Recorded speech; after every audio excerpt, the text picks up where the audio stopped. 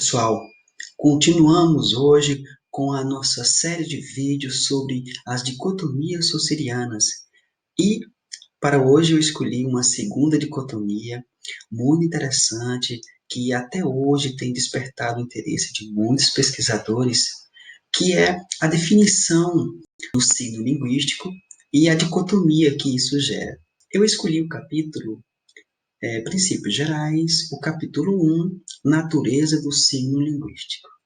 Pois vamos para o curso, que eu sempre digo, a melhor maneira de você entender o que se diz sobre um autor é tentar se aproximar dele da melhor maneira possível.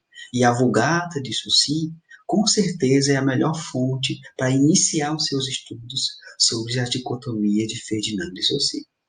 Pois bem, na seção ou parágrafo que se inicia com signo, significado, significante, nós temos o seguinte: para certas pessoas, a língua, reduzida a seu princípio essencial, é uma nomenclatura. Vale dizer, uma lista de termos que corresponde a outras tantas coisas. Saussure, nas suas discussões dos cursos que ministrou em Genebra, ele questionava, ele problematizava sobre essa questão dos fatos da linguagem, o que envolve, por exemplo, a nomeação das coisas, a nomeação dos objetos. Nós temos palavras que definem objetos, são palavras que caracterizam objetos, ou são palavras que surgem juntamente com os objetos. Então, coisas desse tipo, o Saussure questionava. E aí ele diz o seguinte, que tal concepção é criticável em numerosos aspectos. Supõe ideias completamente feitas, pré-existentes às palavras. Sobre isso, mais adiante, ele vai trazer que ela não nos diz se a palavra é de natureza vocal ou psíquica, pois a palavra que nós temos aqui, no exemplo dele, arbor, arbor, ele usa a palavra latina para árvore e usa a palavra latina equos para cavalo. E aí ele diz assim: ela não nos diz se a palavra é de natureza vocal ou psíquica, pois arbor pode ser considerada sobre um ou outro aspecto. Por fim, ela faz supor que o vínculo que une o nome a uma coisa constitui uma operação muito simples, o que está bem longe da verdade. Só se questiona o nome das coisas. É uma escolha? É uma convenção social? O que seriam as palavras? E o que seriam essas nomeações aos objetos? Mais adiante, nós temos que, entretanto, esta visão simplista pode aproximar-nos da verdade, mostrando-nos que a unidade linguística é uma coisa constituída da união de dois termos. E aí Saussure vai começar aqui a trazer a sua dicotomia a partir da definição do signo linguístico. O circuito de fala, que é um ponto que a gente pode tratar em outro momento, mas neste momento não vamos nos adentrar sobre o circuito de fala. Mas interessa dizer que o signo linguístico de Saussure, ele é uma associação entre dois outros termos. O signo linguístico une não uma coisa em uma palavra, mas um conceito a uma imagem acústica. Talvez seja a dicotomia mais problemática de Saussure. Até hoje se questiona muito por que ele usou essa expressão imagem acústica. Então vamos tentar entender a partir do curso de Linguística Geral. Não vamos aqui trazer outros autores, outras perspectivas, outras interpretações. Nós iremos aqui discutir o que está no curso de Linguística Geral. E aí nós temos o seguinte: esta não é o som material. Esta imagem acústica não é o som material, coisa puramente física, mas a impressão. É uma impressão psíquica desse som nas nossas mentes. A representação que dele nos dá, o testemunho de nossos sentidos. Tal imagem é sensorial. E se chegarmos a chamá-la material, é somente neste sentido, e por oposição ao outro termo da associação, o conceito, geralmente mais abstrato. Então, para Saussure, o signo linguístico é formado por duas faces, e essas faces não podem ser dissociadas. Nós temos aqui esse belíssimo desenho que define o signo linguístico, o conceito, e do outro a imagem acústica, que é essa impressão psíquica. É importante que saibam que tanto o conceito quanto a imagem acústica são psíquicos. Não há concretude, não há o objeto nesta relação. E aí é importante ouvir isso novamente a partir do que está dito no curso, quando diz que o signo linguístico é, pois, uma entidade psíquica de duas faces que pode ser representada por esta figura.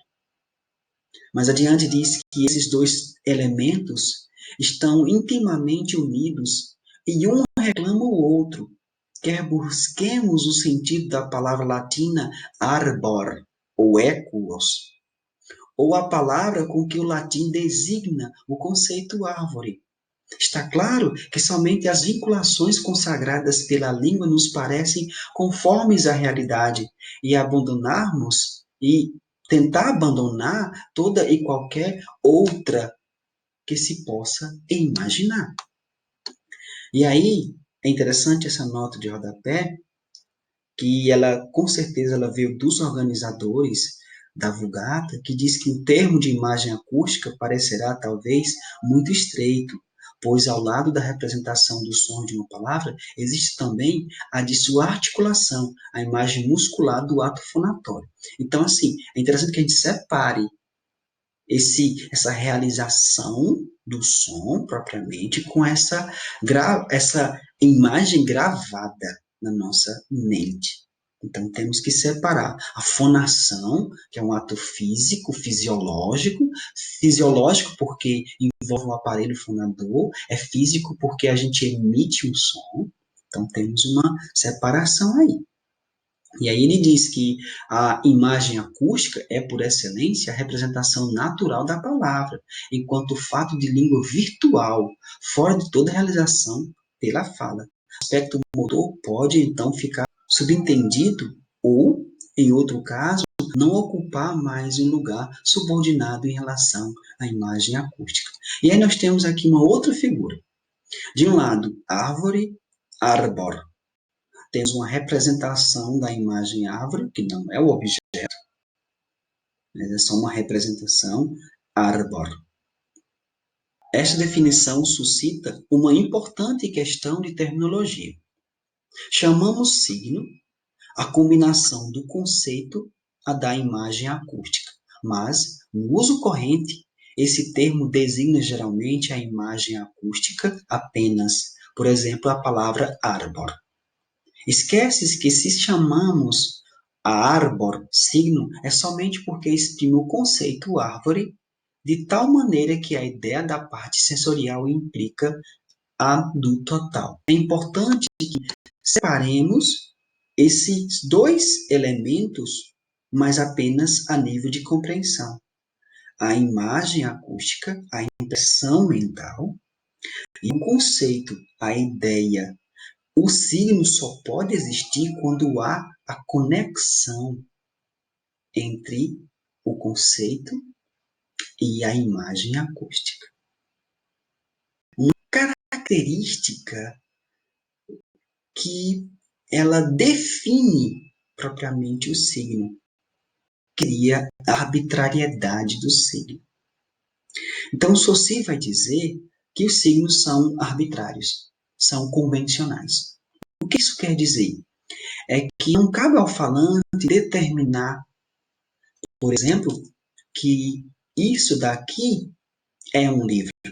Não cabe ao falante definir, não cabe ao falante conceituar, e muito menos que ele associe o conceito do que é isto à imagem acústica que isso traz para a mente. Então, o Saussure diz que a relação entre significante e significado é uma relação que não é motivada. Não há um porquê, não há uma razão de ser.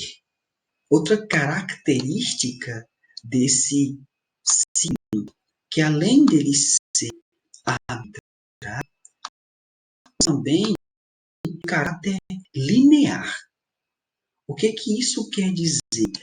Significante, essa imagem acústica, ela sendo de natureza auditiva, ela é captada pelo ouvido, o som, ele é captado pelo ouvido, mas ele é processado na mente, desenvolve-se no tempo, unicamente, e tem as características que toma do tempo, representa uma extensão.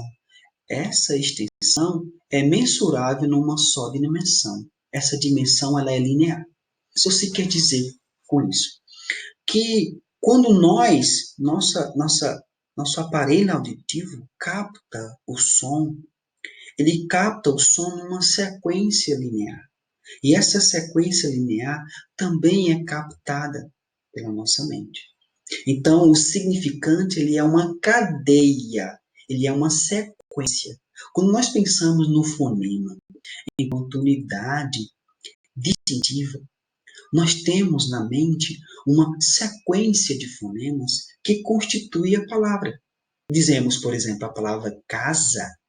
Então, eu tenho que, a, z, a. É uma sequência. E não importa a língua que você tente entender um signo linguístico. Em todas elas, existe um caráter linear.